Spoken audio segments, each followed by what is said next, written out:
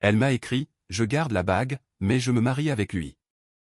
Merci de financer mon nouveau chapitre, ai-je répondu, tout le plaisir est pour moi. Son message vocal de rage, lorsqu'elle a découvert que la bague était fausse, et le chaos qui a suivi, tout cela a été épique. Moi, 29 ans, un homme, j'étais avec Sophie depuis 4 ans. Nous étions fiancés. Depuis 6 mois, quand tout s'est effondré.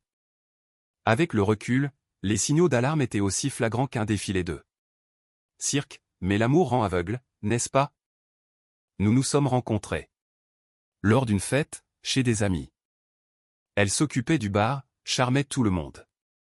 Pour obtenir des pourboires, mais je me suis senti unique, lorsqu'elle m'a glissé son numéro. Les premiers mois ont été incroyables. Elle était pleine de vie, impulsive, toujours en train de planifier des sorties. Nous nous sommes installés ensemble après 8 mois. C'est à ce moment-là, que les premières fissures sont apparues. Elle oubliait constamment son sac. Sa voiture tombait toujours en panne, pile au moment où les factures arrivaient. Ses heures de travail ont été réduites, pourtant, elle avait toujours de l'argent pour ses sorties entre filles, et pour de nouvelles tenues. Je payais ses dépenses, parce que c'est ce qu'on fait pour sa partenaire, n'est-ce pas? Mon travail dans l'informatique me rapportait plutôt bien. La demande en mariage a eu lieu, en mars dernier. J'ai dépensé 12 000 $. Pour la bague, soit l'équivalent de 2 mois de salaire, comme on dit. Elle l'exhibait partout, a planifié un mariage immense, et a invité plus de 200 personnes. J'étais stressé par les coups, mais elle répétait sans cesse, on ne fait ça qu'une fois, mon cœur. Puis, Lucas est entré en scène, son nouvel entraîneur de sport. Soudain, elle s'est mise à aller à la salle 2 fois par jour, rentrant à la maison rayonnante, et ne cessant de vanter la façon dont Lucas comprenait ses objectifs de fitness. J'ai fait une seule remarque, sur le fait qu'elle passait plus de temps avec lui qu'avec moi, et elle a explosé. Tu es jaloux de mes progrès. Lucas m'aide à devenir la meilleure version de moi-même, et tu ne le supportes pas. Il y a 2 semaines, je suis rentré plus tôt, à cause d'une grippe intestinale. Sa voiture était garée devant, mais la maison était vide. J'ai pourtant trouvé un sac, sous ses affaires, avec, à l'intérieur, une boîte de test de grossesse. Le test était positif, jeté dans la poubelle de la salle de bain. Je suis resté assis sur notre lit, pendant 1 heure, à faire des calculs dans ma tête. Nous n'avions pas eu de rapports intimes depuis 5 semaines. Elle disait être trop stressée par les préparatifs du mariage. Ce soir-là, elle est rentrée en chantonnant. Je lui ai demandé comment s'était passée sa journée. Juste des préparatifs pour le mariage, avec sa mère. Sympa. Sauf que sa mère habite à 3 heures de route. Salut, mon cœur, lui ai-je dit. J'ai trouvé quelque chose de curieux, dans la salle de bain. Son visage est passé par 6 expressions différentes, avant de se figer sur la défensive. Tu as fouillé dans ma poubelle? Le test de grossesse, sauf. Je voulais te faire une surprise. Nous n'avons pas couché ensemble depuis plus d'1 mois. Le silence était assourdissant. Puis, elle s'est mise à pleurer. Mais ce n'étaient pas des larmes de tristesse, c'étaient des larmes de colère. Très bien. Tu veux la vérité? Je suis enceinte de Lucas. Et tu sais quoi? Je garde le bébé. Je vais l'épouser. Mais je garde aussi cette bague, parce que je l'ai bien méritée, après avoir supporté ton côté ennuyeux. Pendant 4 ans. J'ai ri. J'ai vraiment ri. Mérité? 4 ans à faire semblant de trouver tes romans de science-fiction intéressants? 4 ans à subir les soirées quiz ringardes de tes amis? 4 ans de relations sexuelles passables? Oui, j'ai mérité cette bague. Considère cela comme un paiement. Elle a attrapé son sac de sport, a commencé à y jeter ses vêtements. Lucas m'attend dehors. Ma sœur viendra demain pour récupérer mes affaires. Et Nat, merci de financer mon nouveau chapitre. 7. Bague, elle va nous payer une superbe lune de miel. Elle est sortie d'un pas fière, puis, 1 heure plus tard, elle a publié un selfie avec Lucas, enfin. Libre d'être avec mon vrai grand amour. Je suis resté là, hébété, puis j'ai appelé mon ami Max, qui est bijoutier. Première mise à jour. Max a décroché à la 2e sonnerie. Salut, quoi de neuf? Tu te souviens de la bague que je t'ai achetée? La taille princesse. Oui, la magnifique pièce. Celle dont tu m'as dit qu'elle était tout à fait identique à une vraie? Il a marqué une pause. La moissante? Ah oui, mec. Il faudrait une loupe pour faire la différence. Pourquoi? Elle la garde. Elle pense qu'elle vaut 12 000 $. Max a lâché un sifflement discret. Elle vaut peut-être 800 $, tout au plus. C'est une pierre magnifique, oui. Est-ce que tu peux me rédiger une estimation officielle? Avec les vraies caractéristiques. Donne-moi une heure. En attendant, j'ai fouillé notre appartement. J'ai trouvé 3 livres. Sur la grossesse, cachés dans son placard, ainsi que des reçus pour des vitamines prénatales, datant d'il y a déjà 6 semaines. Elle avait tout planifié. J'ai aussi trouvé un brouillon de messages, destiné à ses amis, où elle expliquait qu'elle passait à la vitesse supérieure, et qu'elle s'assurait un joli pactole, grâce à la bague. Sa sœur, Mia, est arrivée le lendemain matin, avec 2 amis et un camion de déménagement. Elles ont essayé de prendre la télé, le canapé, ma console de jeu. Pas question, ai-je dit. Elle peut prendre ses vêtements et ses affaires personnelles. Tout le reste m'appartient. J'ai les factures. Elle m'a dit que tu étais d'accord pour tout partager. Je lui ai montré le message de Sophie, je garde la bague, mais je me marie avec lui. Merci de financer mon nouveau chapitre. Où est-il fait mention de meubles? Là-dedans? Mia est devenue hostile. Écoute, elle est enceinte.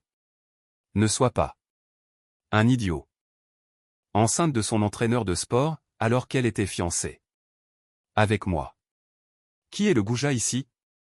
Elles ont pris ses affaires, et sont parties.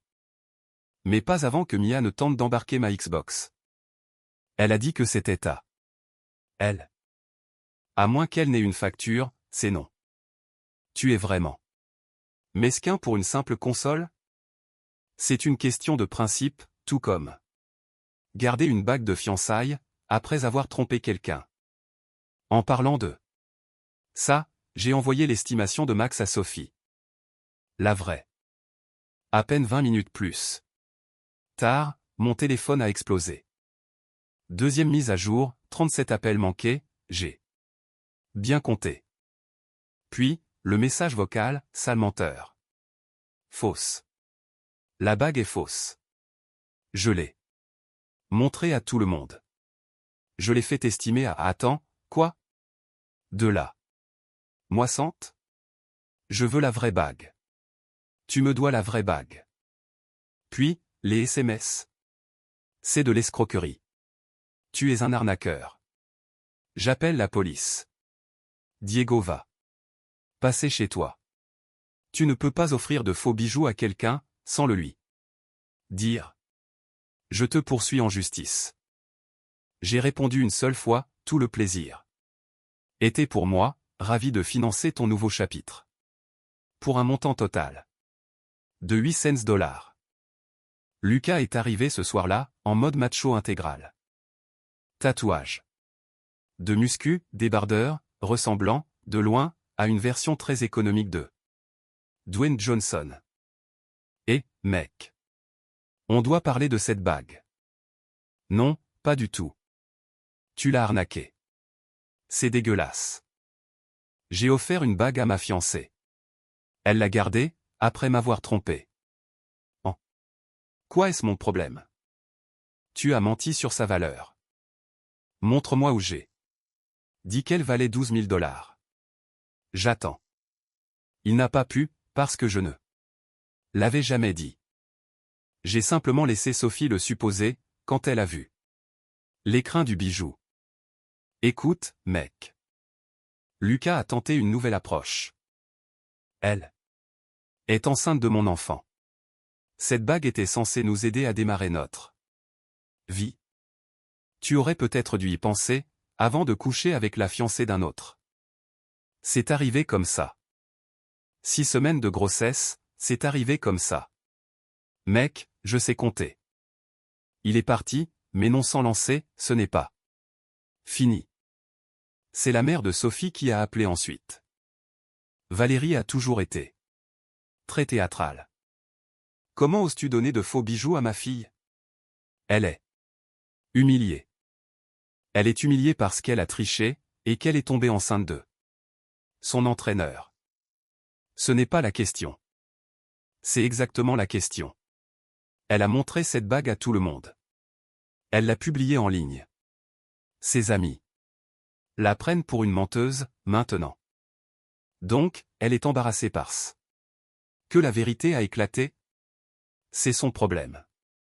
Tu es un homme mesquin, et vindicatif. Et votre fille est une femme infidèle, qui a essayé de m'escroquer de 12 000 $. Nous avons tous nos défauts. Elle a raccroché. Mais le meilleur dans tout ça?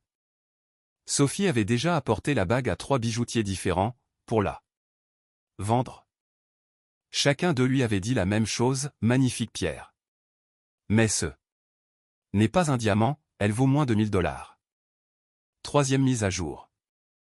Son sentiment de supériorité a atteint des sommets ridicules. Sophie a essayé de porter plainte à la police pour escroquerie. L'officier a doucement rigolé. Elle a publié un message à ce sujet sur Twitter. Je suis allé voir les flics parce que mon ex m'a arnaqué avec de faux bijoux. Et ils m'ont dit que c'était une affaire civile. Le système protège les escrocs. Les commentaires étaient féroces, ma grande, tu l'as trompée et tu as gardé la bague. Le karma fait son travail, et c'est un régal. Team ex-fiancé. Sa meilleure amie, Lorraine, m'a envoyé un message. Donne-lui simplement de l'argent pour une vraie bague. Elle est enceinte, et stressée. Elle est enceinte d'un autre homme. En quoi est-ce ma responsabilité? Vous étiez ensemble depuis 4 ans. Et elle couchait avec Lucas depuis combien de temps? C'est différent. En quoi? Elle cherchait à se trouver elle-même. Elle s'est trouvée sous son entraîneur. Oui. Ce n'est plus mon problème. Puis est arrivé le chef-d'œuvre. Sophie m'a envoyé une facture. Une véritable facture au format PDF, pour service rendu de 2020 à 2024. Soutien émotionnel, 50 000 $. Coordination de la relation, 30 000 $. Intimité physique, 25 000 $. Tâches ménagères, 15 000 $. Endurance face à une demande en mariage médiocre, 10 000 $. Total, 130 000 $. Acceptera 12 000 $ pour la vraie bague, à titre de règlement à l'amiable. Je l'ai envoyé sur notre groupe de discussion. Mes amis sont devenus fous. Mon pote Ryan l'a mise en fond d'écran de son téléphone. Mec, elle t'a facturé les rapports sexuels? C'est légendaire. Mais je n'en avais pas fini avec elle. Sophie avait oublié un détail crucial. Elle utilisait encore mes comptes Netflix, Spotify, Hulu, Max, bref, absolument tout. Elle squattait mes services de streaming depuis des années. J'ai changé tous les mots de passe, et je les retirais de mon forfait téléphonique. Elle y figurait aussi. J'ai retiré sa carte de mon compte Amazon Prime. La crise de nerfs a été instantanée. Tu es sérieux? Je suis au milieu de The Crown. Comment je vais faire pour recevoir mes colis? Le bébé a besoin de musique pour son développement. Ce dernier argument m'a achevé. Le bébé a besoin de Spotify Premium pour son développement? Lucas m'a écrit, mec, remets-la sur Netflix. Ça coûte 20 $. Si 20 $ ce n'est rien, paie-le toi-même. C'est une question de principe. Vous avez été ensemble pendant des années. Exactement. C'est une question de principe. 4e mise à jour. Les invitations pour le mariage ont été envoyées. Sophie et Lucas, cérémonie sur la plage, demandant des cadeaux. En espèces pour « notre famille qui s'agrandit ». Elle m'en a envoyé une. Livrée par son cousin, avec un petit mot « j'espère que tu pourras être heureux pour moi ». Le culot était tout simplement incroyable. Son cousin est resté là, planté, pendant que je lisais. Alors, tu viens au mariage de mon ex, avec le gars avec qui elle m'a trompé, alors qu'elle est enceinte de lui, et tout cela, en portant la fausse bague que je lui ai offerte. Dis comme ça. Dis-lui que je suis occupé ce jour-là. Tu ne connais même pas la date. Je suis occupé tous les jours où elle se marie. Mais c'est là que ça devient croustillant. Cette bague à 800 $? Lucas avait prévu de la mettre au mont-de-piété pour financer le mariage. Il l'a apportée dans une boutique de prêt sur gage. Il a pété un câble quand on lui a proposé 4 cents $. C'est une bague à 12 000 $. Monsieur, c'est de la moissante. Ma fiancée m'a dit qu'elle était vraie. Votre fiancé s'est trompé. Il m'a appelé depuis le parking, tu nous as saboté. Comment ça? En ne corrigeant pas ce qu'elle croyait. Elle croyait aussi que je n'aurais aucun problème avec son infidélité. Les gens croient parfois de fausses choses. On a besoin d'argent pour le mariage. Trouve un deuxième boulot. Je suis entraîneur de sport. Je travaille toute la journée. Apparemment pas toute la journée, puisque tu as eu le temps de coucher avec ma fiancée. Il a raccroché. Mais Sophie n'en avait pas fini. Elle a tenté une nouvelle tactique, passée par nos amis communs. Notre cercle d'amis s'est divisé naturellement. La plupart m'ont soutenu, parce que, logiquement, elle m'avait trompé. Quelques-uns, cependant, ont essayé de jouer les médiateurs. Emma m'a appelé, ce qu'elle a fait est mal, mais l'histoire de la fausse bague, c'est un peu dur. Dur? J'ai acheté une bague magnifique à ma petite amie. Ce n'est pas ma faute. Si elle est trop matérialiste pour l'apprécier, sauf si elle coûte un montant à 5 chiffres. Mais tu l'as laissé croire. Elle m'a laissé croire qu'elle était fidèle. Nous croyons tous à des choses. Deux torts ne font pas une raison. Non, mais son infidélité, sa grossesse, le fait de garder la bague, d'essayer de prendre mes meubles, de réclamer de l'argent, et de m'envoyer une invitation à son mariage, ça fait au moins 7 torts. J'ai encore de la marge. Puis est arrivée la crise d'extinction. J'ai appris ce terme en ligne. Sophie a débarqué à mon travail, enceinte, en larmes, livrant une performance théâtrale complète. S'il te plaît, j'ai juste besoin d'assez d'argent pour une petite cérémonie. Pour le bébé. Mes collègues de travail regardaient.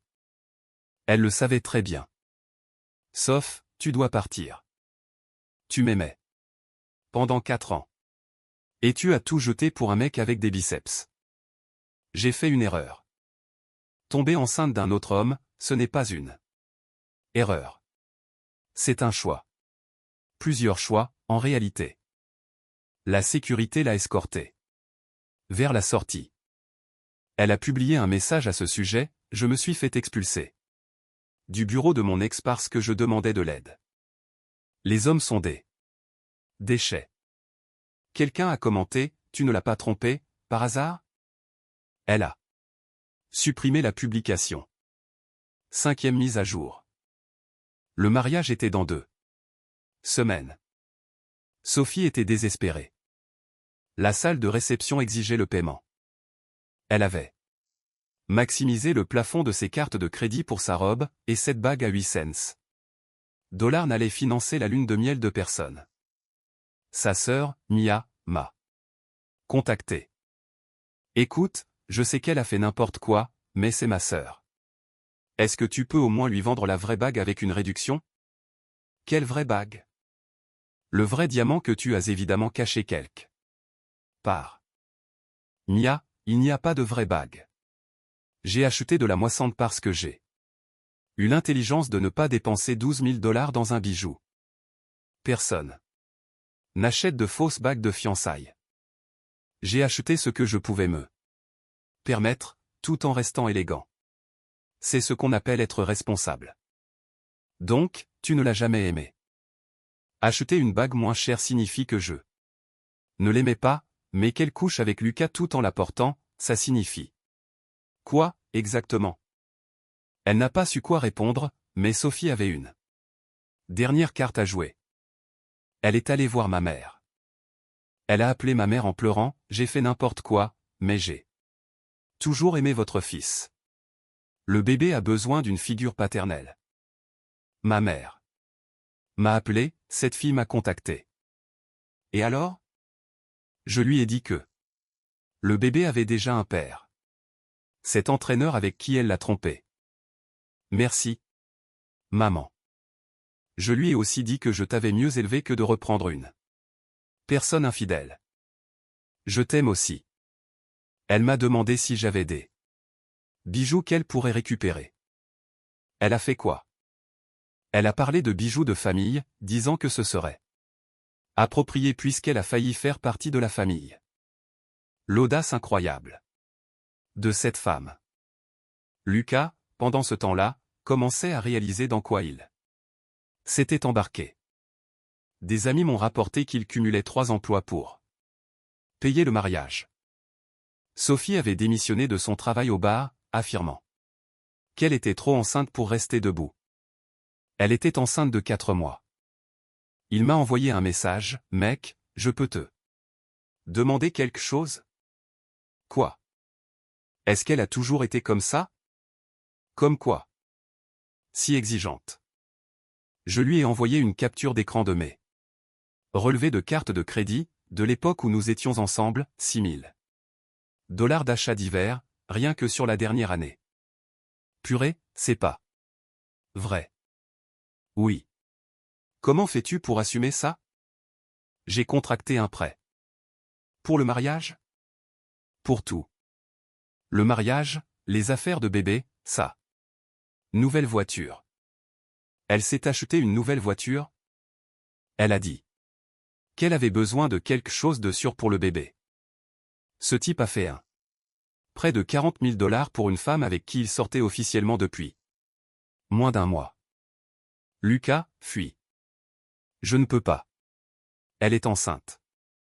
Ce n'est pas une raison pour te ruiner. Tu ne comprends pas. Sa famille est déjà en train de tout planifier. Sa mère a versé des arts. Avec quel argent? Le mien. 6e mise à jour. 3 jours avant le mariage, la salle de réception a annulé la réservation. Le prêt de Lucas n'a pas été entièrement débloqué. Son dossier de crédit était détruit. Sophie m'a appelé en hurlant, c'est de ta faute. Comment aurais-je pu détruire le crédit de Lucas? Tu connais des gens. Tu travailles dans l'informatique. Je répare des serveurs, je ne gère pas les scores de crédit. On va se retrouver à la rue. Vous avez un appartement. Lucas emménage et il nous faut plus grand. Alors, trouve un travail. Je suis enceinte. Des millions de femmes enceintes travaillent. Tu n'as rien d'exceptionnel.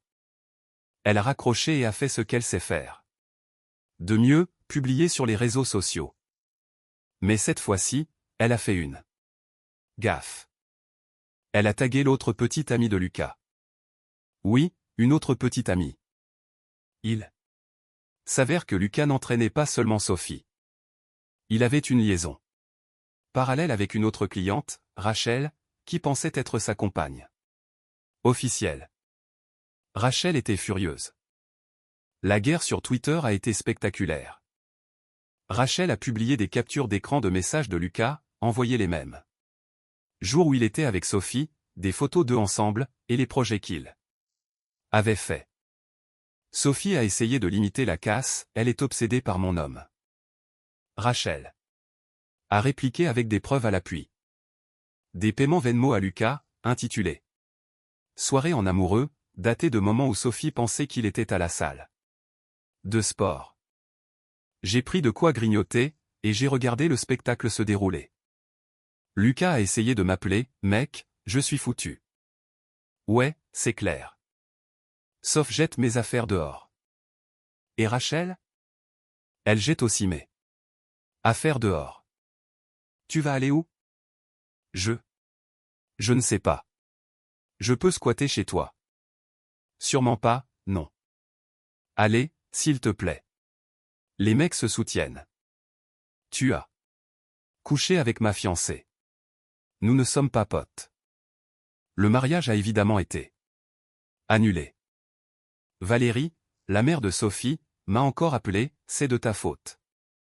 En quoi le fait que Lucas trompe votre fille avec une autre femme est-il de ma faute? Si tu l'avais simplement reprise, elle serait quand même enceinte du bébé d'un autre homme. Tu es un homme plein de rancœur. Je vis ma vie. C'est votre fille qui continue de m'entraîner dans ces histoires. Elle a besoin de tourner la page. Elle a tourné la page. Quand elle m'a quitté pour lui. 7e mise à jour. L'après-mariage annulé a été un fiasco total. Sophie a perdu les arts, soit environ $8 000 de l'argent du prêt de Lucas. Lucas dormait sur les canapés de ses amis. Rachel a rayé sa voiture. Mais Sophie n'en avait pas fini avec moi. Elle a fait une demande d'allocation chômage, en prétendant que je l'avais licenciée. Problème, je ne l'ai jamais employée.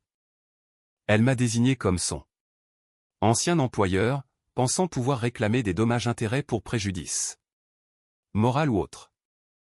Le bureau du chômage m'a appelé, monsieur, avez-vous employé Sophie Miller? Non. Elle vous a répertorié comme j'étais son ex-fiancé, pas son employeur. Elle réclame un licenciement abusif. Pour une rupture de fiançailles? On appelle ça une séparation. L'agent du chômage a éclaté de rire, nous allons marquer ce dossier comme frauduleux. Elle a été signalée dans le système.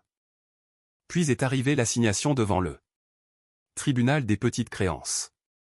Elle me poursuivait pour 1.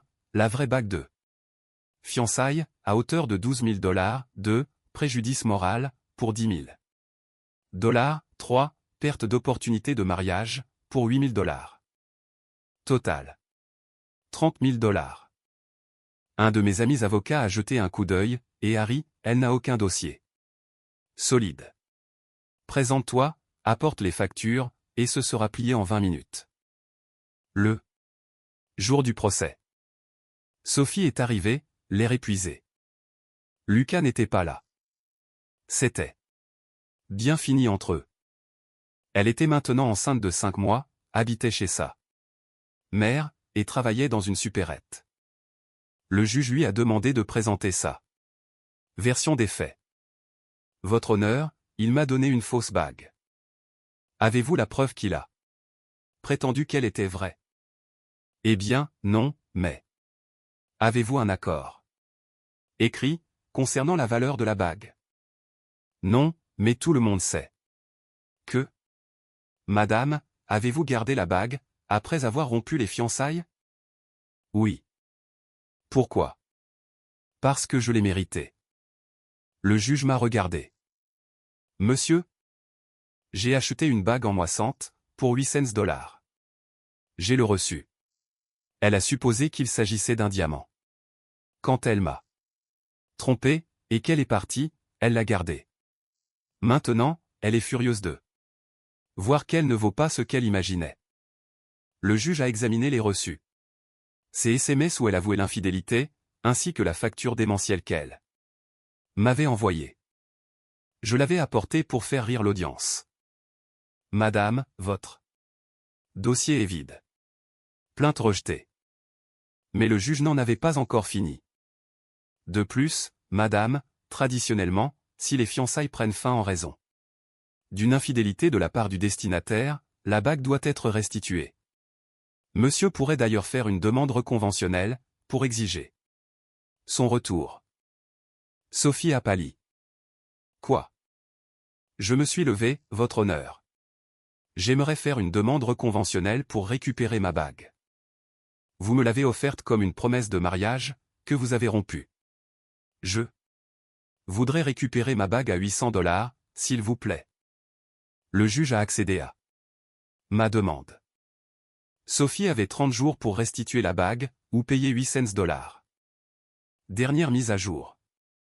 Elle a essayé de me rendre une autre bague, un modèle en oxyde de zirconium acheté dans un centre commercial. J'ai demandé à Max de vérifier, et il a confirmé que ce n'était pas la mienne. Ce n'est pas la bague que je t'ai offerte. Prouve-le. J'ai sorti des photos de son compte Instagram, la monture est différente. Recommence. Elle a alors prétendu qu'elle l'avait perdue. Le juge a tranché. Payer les $800, dans ce cas. Elle a refusé. Son salaire a donc fait l'objet d'une saisie-arrêt, à hauteur de $50 par mois, prélevée sur sa paie de la supérette. Aux dernières nouvelles, Lucas essaie de se remettre avec Rachel. Sophie vit chez sa mère, et elle a accouché d'un bébé qu'elle a nommé Harmonie, ce qui ne manque pas d'ironie. Elle m'a envoyé un message le mois dernier. J'espère que tu es heureux. Tu as détruit ma vie. Non, tu as détruit ta propre vie. Je n'ai simplement pas fait barrière entre toi et les conséquences de tes actes. J'aurais pu être une bonne épouse pour toi. Tu étais littéralement enceinte du bébé d'un autre homme. J'aurais dit que c'était le tien. C'est encore pire. Tu te rends compte que c'est pire, n'est-ce pas? Elle m'a bloqué. Enfin. Max raconte toujours l'histoire de la bague en moissante, comme son anecdote client préférée. Ma mère appelle cela, le jour où tu as été plus malin. Que c'est intrigante. Mes amis l'appellent, le grand cambriolage de la bague. Et moi? Je vais bien. Je fréquente une femme douce, rencontrée dans mon club de lecture, qui trouve toute cette saga hilarante. Elle a demandé à voir les justificatifs, car elle ne pouvait pas croire que quelqu'un ait osé facturer son ex pour travail émotionnel. Je lui ai montré le PDF. Elle a ri si fort, qu'elle en a pleuré. Encadre ça. C'est ce que j'ai fait. Il est désormais dans mon bureau. Un excellent rappel. Que, parfois, la meilleure des vengeances consiste à laisser les gens faire face aux conséquences de leur propre sentiment de supériorité, et, bien sûr, à toujours acheter de la moissante.